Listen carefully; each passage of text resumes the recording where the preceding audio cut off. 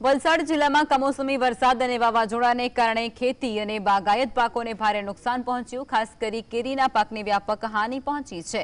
જિલ્લામાં 38,000 હેક્ટરની અંદર આંબાવાડીઓ આવેલી છે અને જે ખેડૂતોની આજીવિકાનો મુખ્ય આધાર છે। આ વર્ષે તૈયાર થઈ રહેલા કેરીના પાકને ભારે પવન અને વરસાદે ઝાડ પરથી ખેરવી નાખ્યો છે અને જેના કારણે ખેડૂતોમાં નુકસાનની ચિંતા વ્યાપી ઉઠી છે।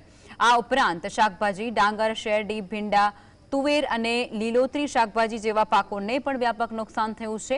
વલસાડ જિલ્લા કલેક્ટરના આદેશ પર બાગાયત અને ખેતીવાડી વિભાગે નુકસાનનો સર્વે શરૂ કર્યો છે અને જેમાં 80% કામગીરી પૂર્ણ થઈ ચૂકી છે।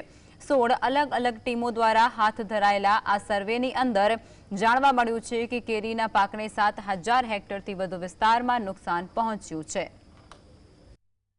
ખાસ કરીને આંબાવાડી છે આપણે 38,000 હેક્ટર છે, એમાં 33% કરતાં વધારે નુકસાન જો આપણે વાત કરીએ તો 6 થી 7,000 જેટલું ફિગર આપણે હાથમાં આવ્યું છે અથવા તો એમાં નુકસાન જોવા મળી શકે છે અને જે આજે ફાઇનલ રિપોર્ટ આવે એ પ્રમાણે નુકસાન આપણે બતાવીશું।